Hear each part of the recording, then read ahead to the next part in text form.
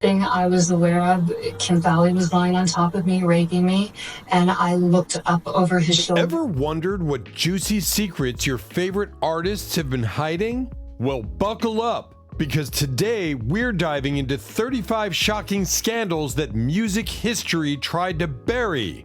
Let's begin. 35. Michael Jackson is accused of child abuse. The world was shocked when the king of pop was accused of abusing a 13-year-old boy at his Neverland Ranch back in 1993. Michael Jackson's love of kids and his Peter Pan persona were well known, but his reputation as a music legend was forever tarnished, even though he was acquitted of separate molestation charges in 2005 and settled the 1993 lawsuit out of court for $20 million. Before you label or condemn me, don't treat me like a criminal, because I am innocent. 34. The Beatles say they're more popular than Jesus. God, what an all-time flex. In 1966, in an interview with the Evening Standard, the Beatles' John Lennon suggested that his band had become, quote, more popular than Jesus. Pretty much what you'd expect. Christians around the world freaked out, which of course made the Liverpool foursome even more popular. The furor was particularly acute in the United States Bible Belt. Radio stations boycotted the band, records were burned in public ceremonies, and the Ku Klux Klan protested a concert. You know you're on the right side of history when the Klan hates you. If it had said television is more popular than Jesus, I might have got away with it. But as I just happened to be talking to a friend, I used the word Beatles as a remote thing, not as what I think, as Beatles as though those other Beatles like other people see us.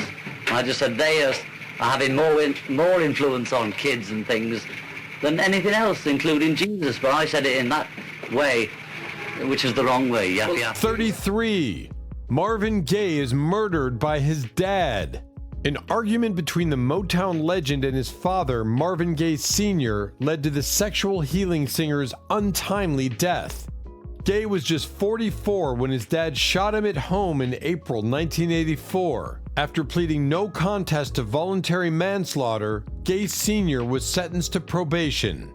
On April 1, 1984, a retired minister, Marvin Gaye Sr., shot his son Marvin Gaye twice with a .38 caliber pistol. His son slumped down against the far wall and lay there bleeding out. The gun had been a present from his son for Christmas that year. 32. Left Eye burns down her boyfriend's house. In 1994, TLC star Lisa Left Eye Lopez burned her boyfriend, Atlanta Falcons star Andre Rison's house to the ground. She admitted to setting the fire in the bathroom, but claimed she had no intention of incinerating the home. Lopez had long been vocal about her difficult past and had developed a negative reputation in the entertainment industry.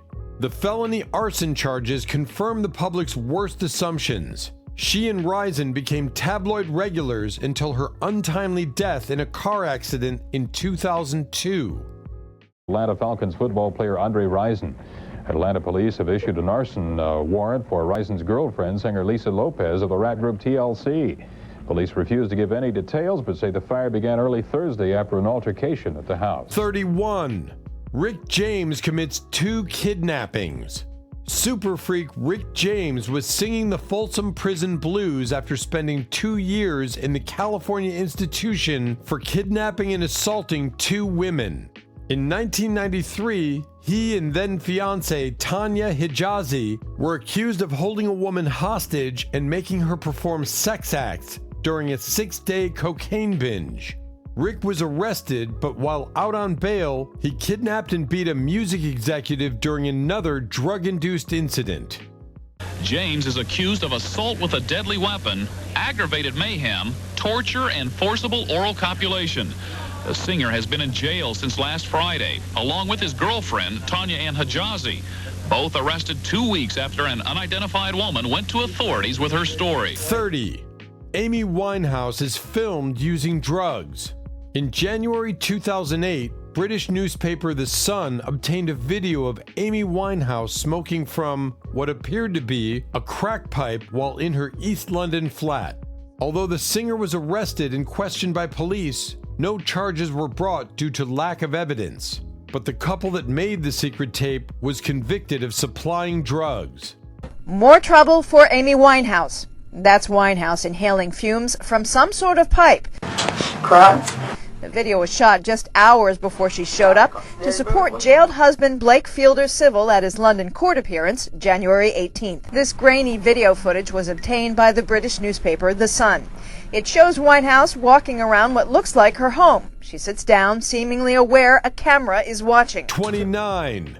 Phil Spector commits a murder. Phil Spector was a genius record producer who worked with acts like the Beatles, the Righteous Brothers, and the Ronettes. He is considered one of the greatest and most influential music industry figures of all time. Unfortunately, his personal life was volatile, and in 2003, actress Lana Clarkson was found dead in his home. In 2009, he was convicted of second-degree murder. The world greeted Phil Spector's murder conviction with shock, as it always does when a rich and successful person is accused of a heinous crime late in life. The media was doubly entranced by Spector's close ties to the Beatles, Ike and Tina Turner, and other big-name acts. But those who knew him reacted with resignation. Spector's volatile, mercurial behavior was common knowledge in the music industry, and the crime was seen by some as a tragic inevitability. The defendant is sentenced to the term required by law, 15 years to life, on his conviction for second-degree murder for the enhancement pursuant to 12022.5a, the personal use of a firearm. The court selects the presumptive midterm of 4 years for a total of 19 years to life. 28. Woodstock 99. Woodstock 99 was a music festival held in upstate New York. Largely organized by MTV, the idea was to recreate the bucolic atmosphere of the previous Woodstock festival, which had taken place 30 years earlier. Instead, 100-degree heat, overflowing toilets, tens of thousands of drug-addled attendees, and a lineup of aggressive acts coalesced into a blur of depravity, filth, and sexual violence. The festival is remembered as an unmitigated disaster. Numerous sexual assaults were reported, the bathrooms were unusable, and at least one attendee died. Check out the footage on YouTube. I'm pretty sure the Limp Bizkit set is what hell looks like. You would go to these little troughs where you're supposed to be able to have a drink, and there was people showering in them. So while you just wanted to like douse your face with water or brush your teeth or do something with water, there was just people like full on showering, you know, shampoo, soap. And then at some point, I think somebody busted a pipe because they were so tired of waiting for the water. So then there was just like all this water just going all over the place near the campgrounds and even flowing into the camp area, which led to the mud. 27. Milli Vanilli didn't sing their own songs. Milli Vanilli, the duo composed of Rob Pilatus and Fab Morvan, skyrocketed to fame in the late 80s, powered by infectious production and unforgettable style. Their debut album, Girl You Know It's True, yielded 5 top 5 singles in the United States, and the pair won the Grammy Award for Best New Artist in 1990. Later that year, it was revealed that Milli Vanilli didn't sing their own songs, and the duo's success evaporated. The public was furious. Pilatus and Morvan blamed producer Frank Farian. Their Grammy was revoked, and the duo faced a string of lawsuits. After several failed comeback attempts, they agreed to reunite with Farian to produce a new album in the late 90s. Tragically, Pilatus passed away in April 1998, and the album was never released. Milli Vanilli. By taking things to a whole other level, Milli Vanilli will go down as the most famous lip syncers of all time. These guys didn't sing live, nor did they even sing on their debut album. 26. The Rolling Stones perform at Altamont Speedway. In December 1969, a massive outdoor concert headlined by the Rolling Stones took place at the Altamont Speedway in Northern California. The event was marked by violence and disorder. 4 people died, including 18-year-old Meredith Hunter, who was murdered by a Hells Angel member hired for security. The violence at Altamont shocked rock and roll fans, particularly because it occurred just months after the peace and love-filled Woodstock festival. It was also a low moment for the Rolling Stones, whose druggy antics had already earned them a reputation as rock's preeminent bad boys.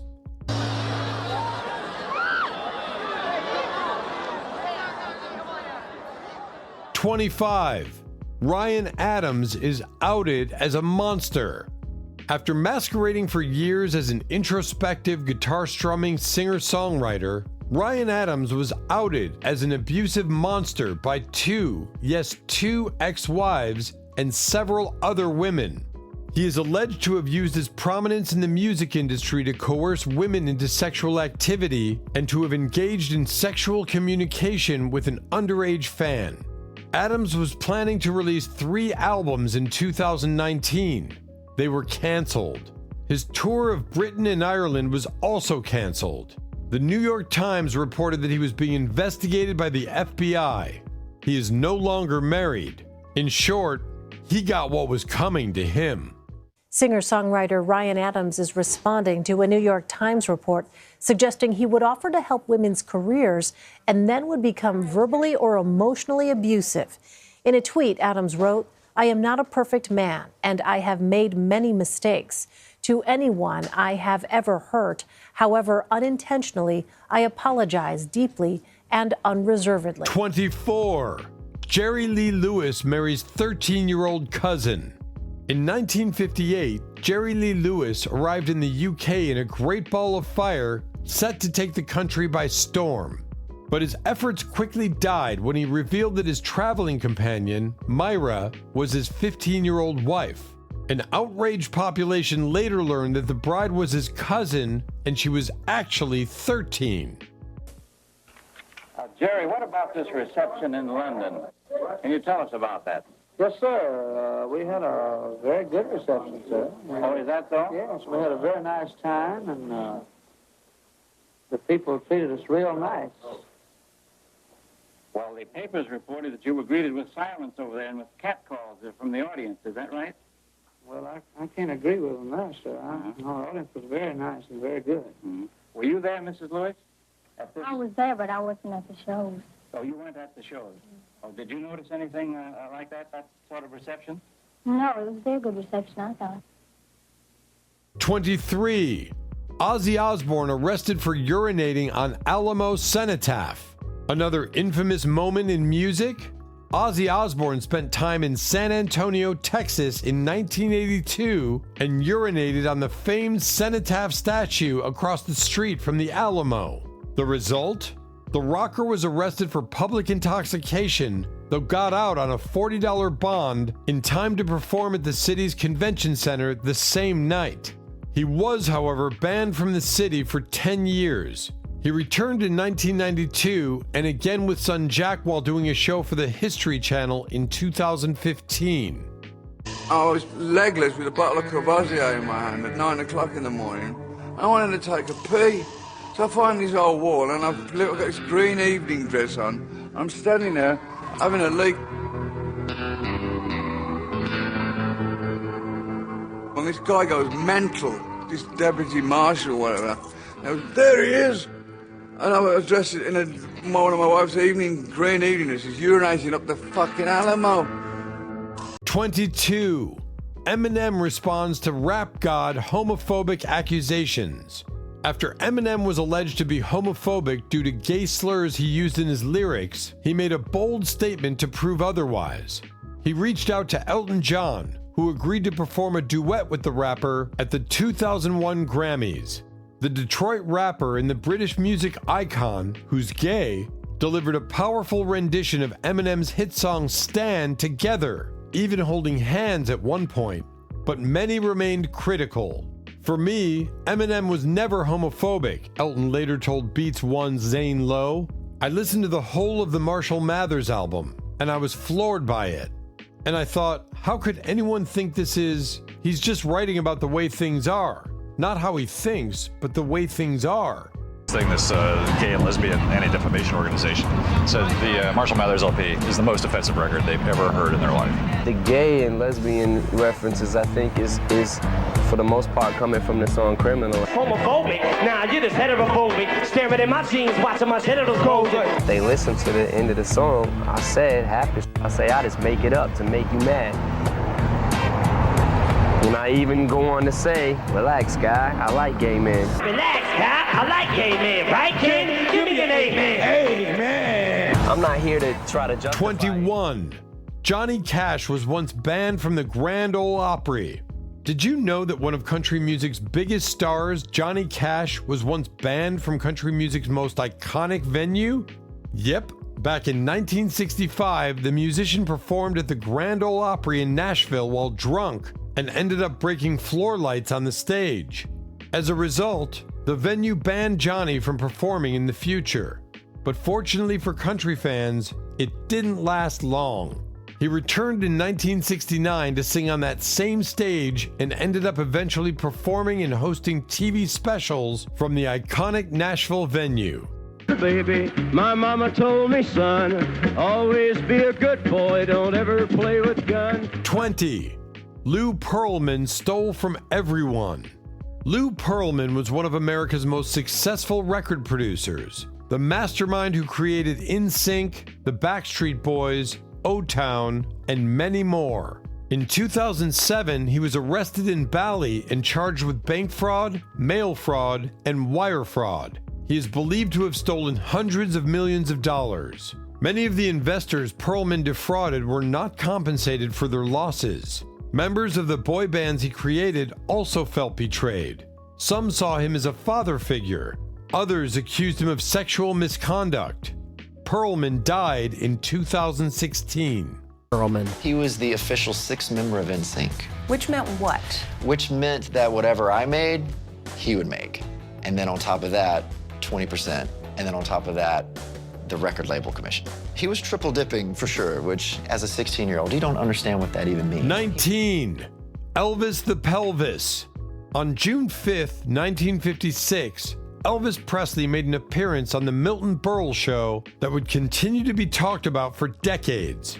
It wasn't Presley's first TV appearance, but it was certainly his most controversial. During a rendition of Hound Dog, the singer slowed things down and began sensually gyrating his pelvis. By today's standards, it's nothing of note. But back in 1956, it caused a huge uproar from the mainstream media and religious groups. For his provocative hip gyrations, Presley earned the nickname Elvis the Pelvis. A few months later, when he appeared on the Ed Sullivan Show, Presley was reported filmed only from the waist up to keep the potentially swiveling pelvis out of sight.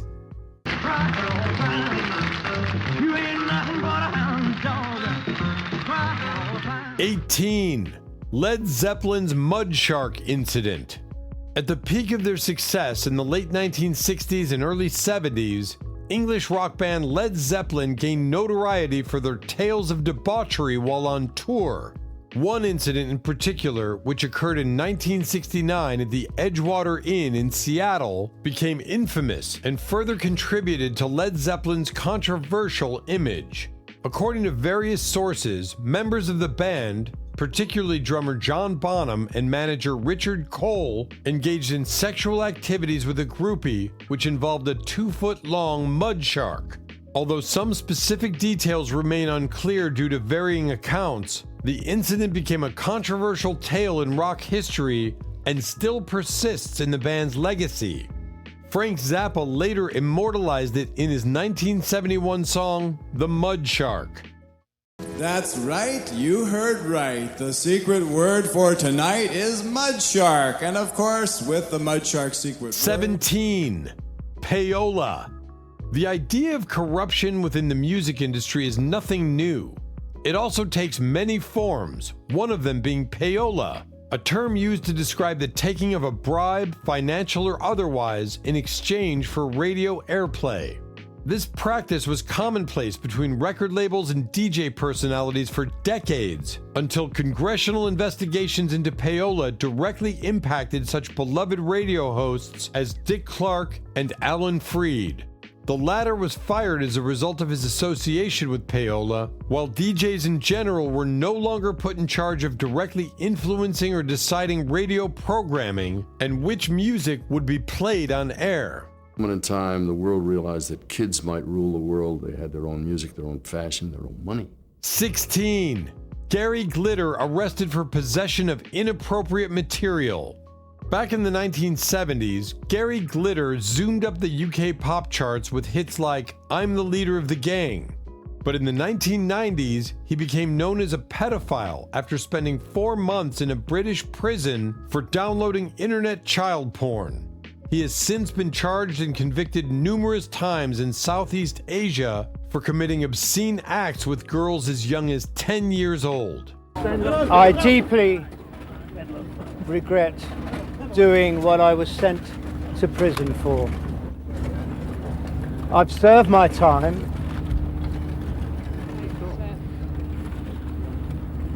I want to put it all behind me.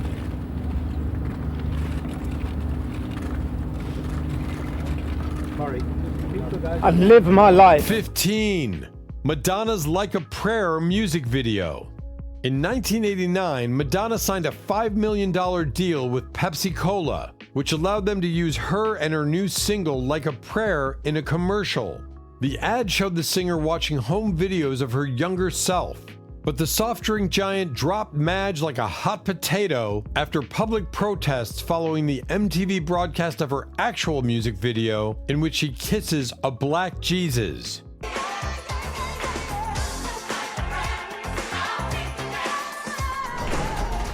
14. Sex Pistols versus Bill Grundy.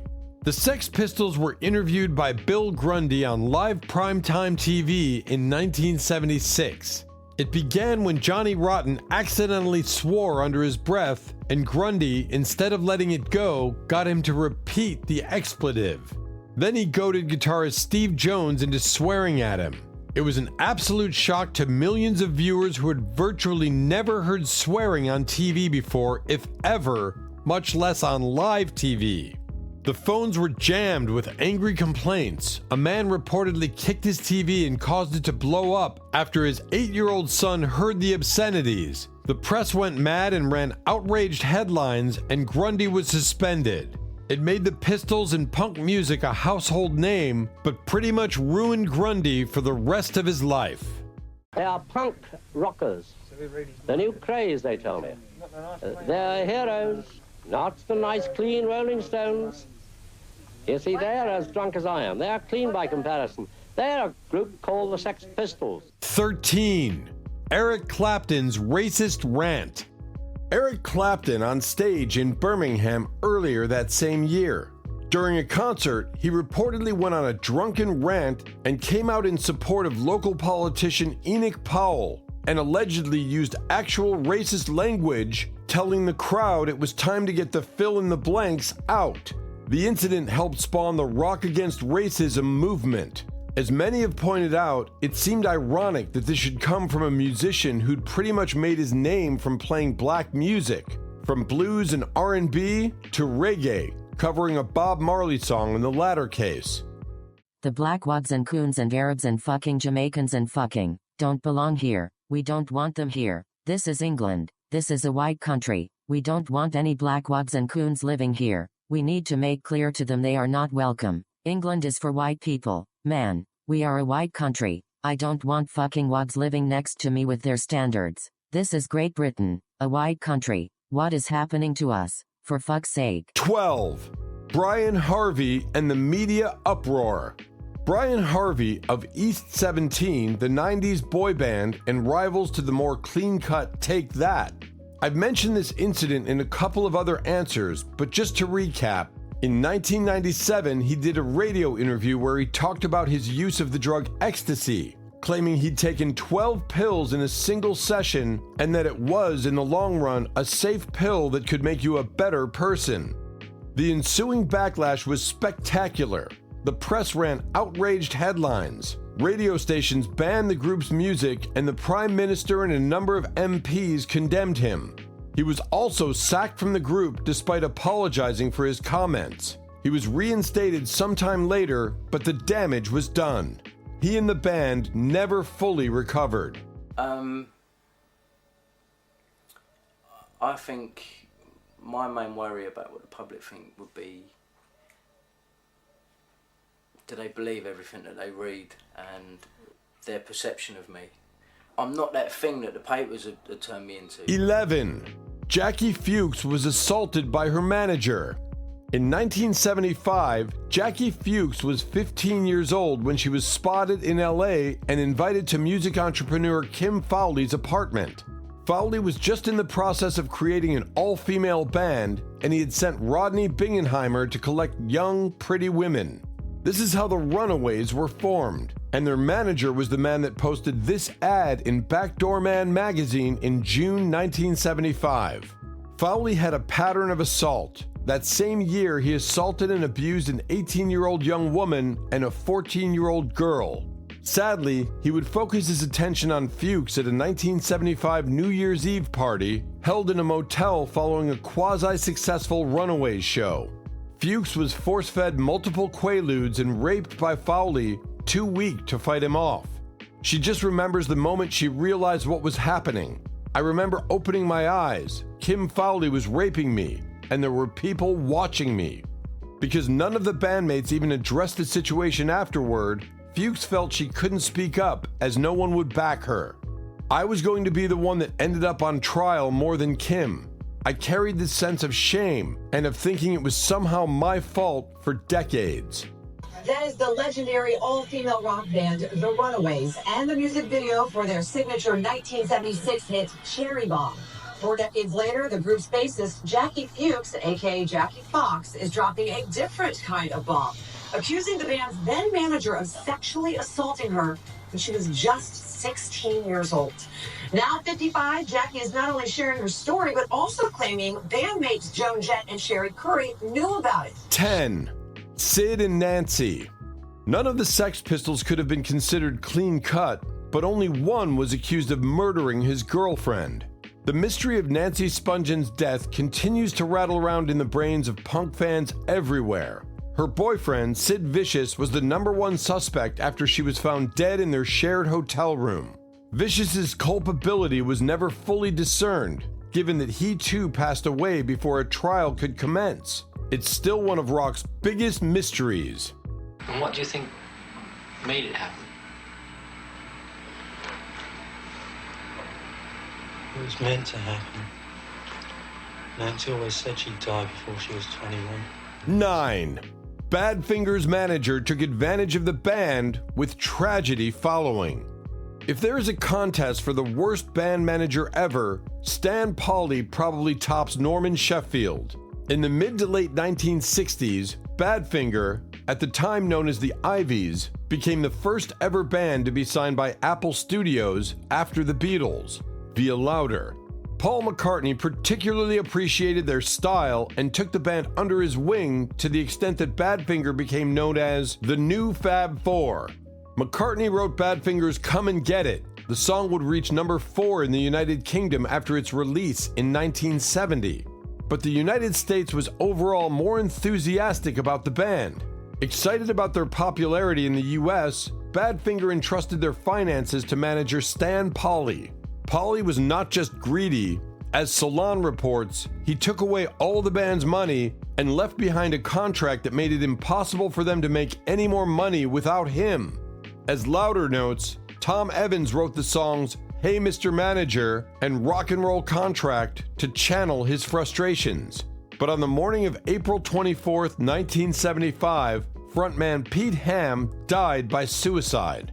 He had a pregnant wife and a freshly bought house that he could not afford. In his suicide note, he called out Pauli for his wrongdoing. Indeed, Pauli tried to cash in Ham's life insurance afterward, according to Salon. 8 years later, Tom Evans died by suicide too, after reportedly saying he wanted out as well.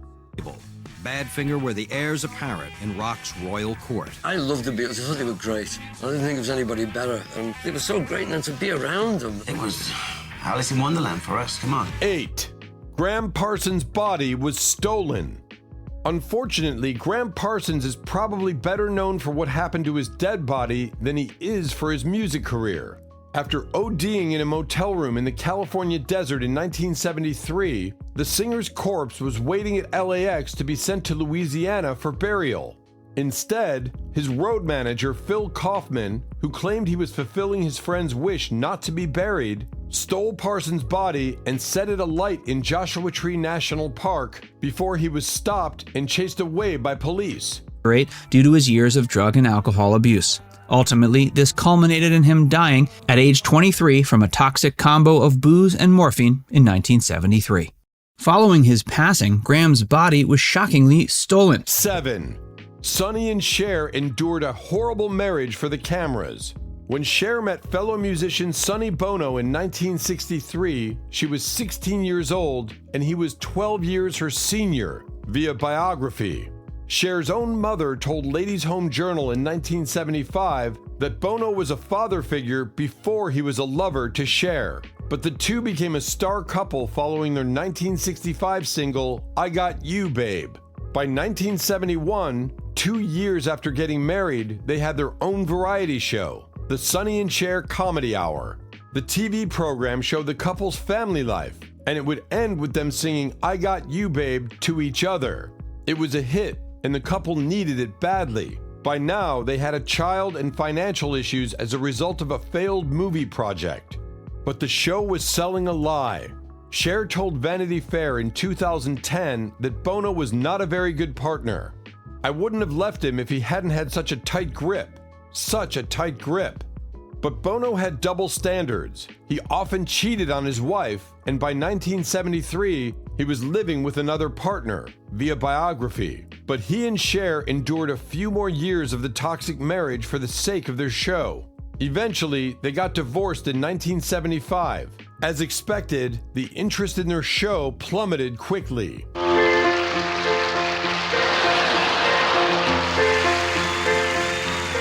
Do it. They say we're young and we don't know.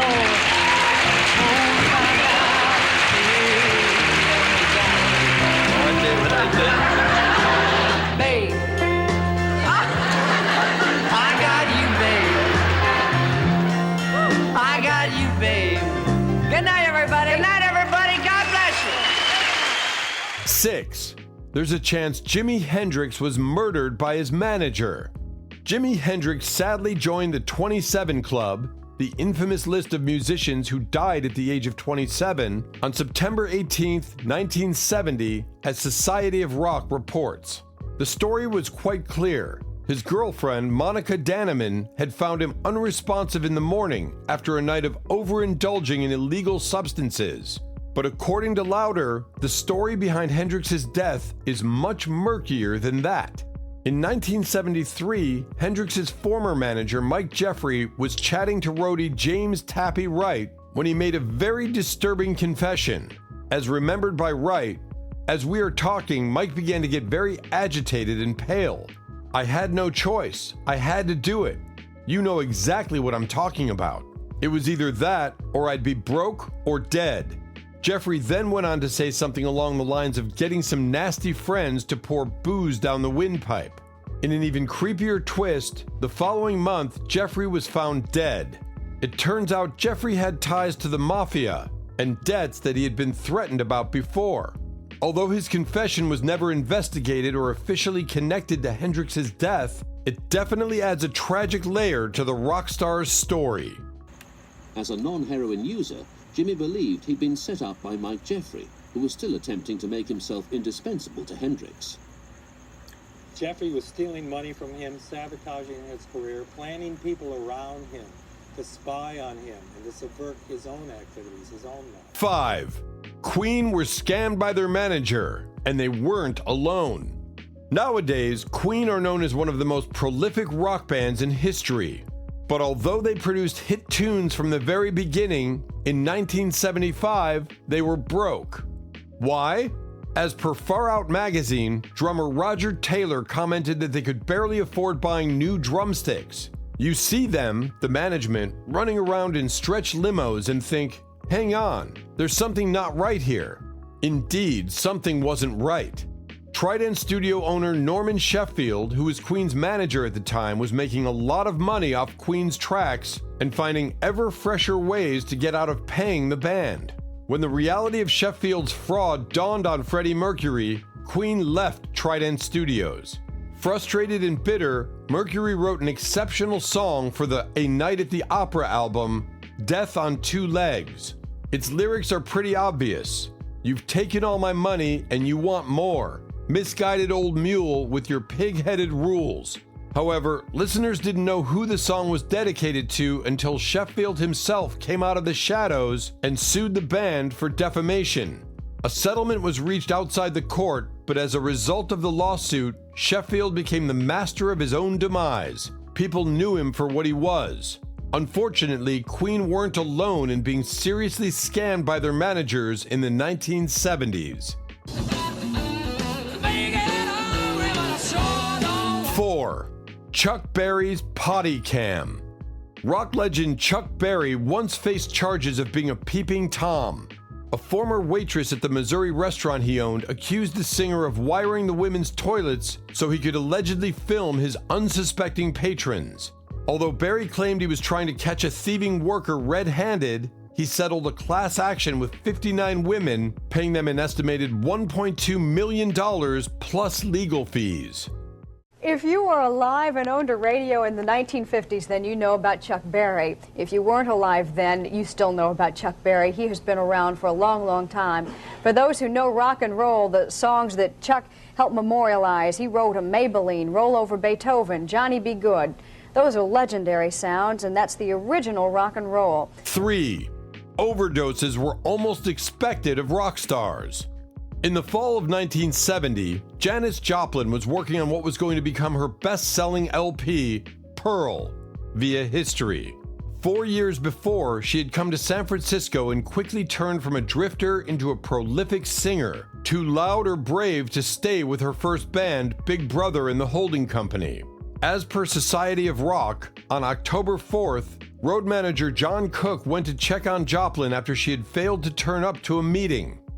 Cook found her dead as a result of a heroin overdose. Less than a month before, Jimi Hendrix had also died of a drug overdose. He asphyxiated on his own vomit in his sleep following yet another night of combining dangerous drugs. The 1970s continued to be ridden with overdose deaths in the world of musicians. On July 3, 1971, the Doors frontman Jim Morrison died inside the bathtub of his Paris apartment from heart failure, with many believing he accidentally overdosed on heroin, via the Washington Post. In 1977, Elvis Presley was found dead in his bathroom as well. As per Society of Rock, an autopsy revealed he had 14 drugs in his system at the time of his death. And these are just a few of the rock artists who overdosed in the 1970s. One last thing. If you have any drugs or any alcohol, give me some. 2. Racist slurs could be heard among musicians. On March 15, 1979, the Stephen Stills Band and Elvis Costello happened to stay at the same Holiday Inn in Columbus, Ohio, after both of them played shows that night, via Ultimate Classic Rock. At its bar, Costello got intoxicated and started picking on the members of the Stephen Stills Band. Eventually, the band left the bar except the backing singer Bonnie Bramlett. As she taunted Costello, he showed an even uglier side, revealing his feelings on race in America. He yelled out racial slurs against James Brown and Ray Charles. Yep, twice in a night. Soon enough, the two got into a brawl.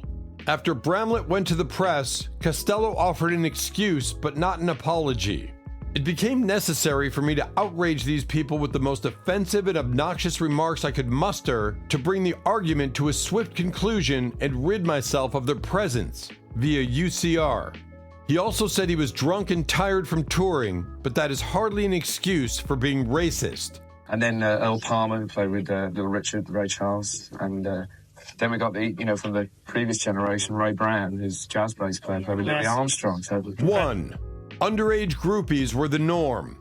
Sadly, the Runaways story isn't a standalone atrocity in the 1970s music industry. This was the decade when R. Dean Taylor released his song, Shadow. Body of a woman, mind of a child. Shadow, you sure do drive me wild. You're only 14 years old. Men having relationships with underage girls and also sex with underage groupies was so normalized at the time that no one battled an eye over lyrics such as Taylor's. As per Rolling Stone, Jimmy Page famously dated groupie Lori Maddox for a few years. Maddox was 14 years old when she met Page. He knew this, and he tried to hide this. According to NPR, Page kept Maddox locked in his room at the Los Angeles Hyatt House Hotel, all too aware that he was committing statutory rape. Still, although the couple eventually became a common sight at Led Zeppelin's parties, Page was never held accountable for the relationship. Then there was Elvis Presley.